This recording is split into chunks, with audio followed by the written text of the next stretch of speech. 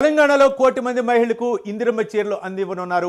నేడు ఇందిరాగాంధీ జయంతి సందర్భంగా చీరల పంపిణీ జరగనుంది. 2 దశల్లో ఇందిరమ్మ చీరలు పంపిణీ చేయాలని ప్రభుత్వం నిర్ణయించింది. నేటి నుంచి డిసెంబర్ 9 వరకు గ్రామాల్లో పంపిణీ జరగనుంది. మార్చి 1 నుంచి 8వ తేదీ వరకు పట్టణాల్లో జరగబోతుంది. మధ్యాహ్నం 12 గంటలకు చీరల పంపిణీని రేవంత్ రెడ్డి ప్రారంభించనున్నారు.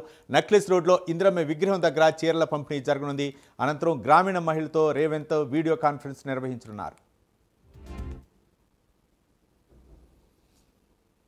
తెలంగాణ ప్రభుత్వం ప్రతిష్టాత్మకంగా చీరల పంపిణీ కార్యక్రమాన్ని నిర్వహిస్తుంది. ఇందిరమ్మ చీరల పంపిణీ పేరుతో ఈ కార్యక్రమాన్ని నిర్వహిస్తున్నారు. దీనిపై మరింత సమాచారం మా కరెస్పాండెంట్ చందు అందిస్తారు. చందు, రవి, ఈ రోజు మాజీ ప్రధాని ఇందిరాగాంధీ జయంతి సందర్భంగా ఇందిరమ్మ చీరల పంపిణీని ముఖ్యమంత్రి రేవంత్ రెడ్డి ప్రారంభించబోతున్నారు. నక్లెస్ రోడ్ లో మధ్యాహ్నం 12 గంటలకు ఇందిరమ్మ చీరల పంపిణీ కార్యక్రమం జరగనుంది. 1 కోటి మంది మహిళలకు 1 కోటి చీరలు పంపిణీ చేయాలని కూడా ప్రభుత్వం నిర్ణయం తీసుకుంది. అర్హులైన ప్రతి మహిళకు కూడా ఇందిరమ్మ చీర అందించాలని కూడా నిర్ణయం తీసుకున్నారు. ఈ రోజు సెక్రటరియట్ నుంచి వీడియో కాన్ఫరెన్స్ ద్వారా గ్రామీణ ప్రాంతాల్లో మహిళలతో కూడా సీఎం రేవంత్ రెడ్డి మాట్లాడబోతున్నారు. అనంతరం గ్రామీణ ప్రాంతాల్లో కూడా ఇందిరమ్మ చీరల పంపిణీ ప్రక్రియ కొనసాగుతుంది. చీరల ఉత్పత్తి ఆలస్యం అవుతున్న నేపథ్యంలో ఉత్పత్తికి అనుగుణంగా 2 దశలుగా చీరల పంపిణీ చేపట్టాలని కూడా ప్రభుత్వం నిర్ణయం తీసుకుంది. తొలి దశలో గ్రామీణ ప్రాంతాల్లో చీరలను పంపిణీ చేయాలనుకుంటుంది. అదేవిధంగా ఈ రోజు నుంచి డిసెంబర్ 9 వరకు తెలంగాణ తల్లి అవతరణ దినోత్సవం వరకు గ్రామీణ ప్రాంతాల్లో చీరల పంపిణీ కొనసాగుతుంది. 2వ దశలో మార్చి 1 నుంచి మార్చి 8వ తేదీ వరకు అంతర్జాతీయ మహిళా దినోత్సవం వరకు కూడా పట్టణ ప్రాంతాల్లో మహిళలకు ఇందిరమ్మ చీరల పంపిణీ చేయాలని కూడా ప్రభుత్వం నిర్ణయం తీసుకుంది. చీరల నాణ్యత విషయంలో రాజీ పడకుండా పారదర్శకంగా పంపిణీ పూర్తి చేయాలని కూడా అధికారులను సీఎం కూడా ఆదేశాలు జారీ చేశారు. అయితే ఇప్పటికే దీనిపై పలుమార్లు రివ్యూ కూడా నిర్వహించారు.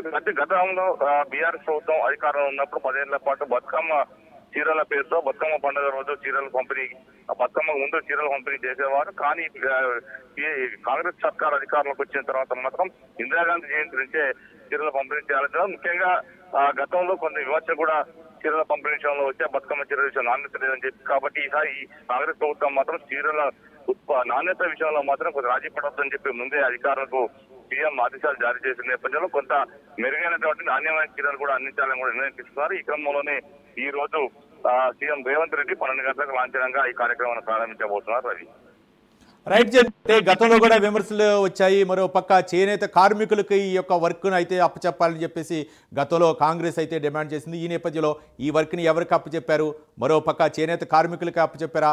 నాణ్యమైన చీరలను పంపిణీ చేయాలనేటటువంటి ఉద్దేశంతో కాంగ్రెస్ ప్రభుత్వం చేస్తున్నటువంటి ఈ కార్యక్రమానికి ఏ విధంగా స్పందన వచ్చే అవకాశం ఉందనుకోవచ్చు చందు? అయితే ఈసారి కూడా చేనేత కార్మికులకే చీరలను ముఖ్యంగా అప్పగించారు. ముఖ్యంగా ఉత్పత్తి ఆలస్యం అవుతున్న అనుగుణంగా 2 దశలుగా చీరలు పంపిణీ చేపట్టాలని ఇచ్చారు. కాబట్టి వీటి విషయంలో నాణ్యత పడొద్దని కూడా ముందే ఆదేశాలు జారీ చేసిన నేపథ్యంలో సాంకేతికతను వినియోగించుకొని ఇందిరమ్మ చీరల పంపిణీ పారదర్శకంగా జరిగేలా చూడాలని కూడా సీఎం ఆదేశాలు కూడా జారీ చేశారు. ముఖ్యంగా సిరిసిల్ల సంబంధించినటువంటి చేనేత కార్మికులే వీటిని ఇందిరమ్మ ఈ చీరలు తయారు చేస్తున్న పరిస్థితి కనిపిస్తుంది. ఎందుకంటే గతంలో కూడా ప్రభుత్వం ఈ సిరిసిల్ల చేనేత కార్మికులకు ఇచ్చారు. ఈ ప్రభుత్వం కూడా సిరిసిల్ల చేనేత కార్మికులకే ఈ ఉత్పత్తి బాధ్యత కూడా అప్పగించారు. నేపథ్యంలో కొంచెం నాణ్యమైన చీరలే ఈసారి డిస్ట్రిబ్యూట్ చేసే అవకాశాలు కనిపిస్తున్నాయి. నిన్న సీఎం ముందర అధికారులు కూడా 2 రకాల చీరలు కూడా సీఎం కు అందజేశారు. అందజేసి దాని నాణ్యతను పరిశీలించాలని కూడా కోరిన నేపథ్యంలో కొంత నాణ్యమైన చీరల్ని అందించాలని కూడా ప్రభుత్వం భావిస్తుంది. కాబట్టి ఈ రోజు 12 గంటలకు ఈ చీరలు లాంఛనంగా ప్రారంభించబోతున్నారు. Ravi, right. Thank you Chandu.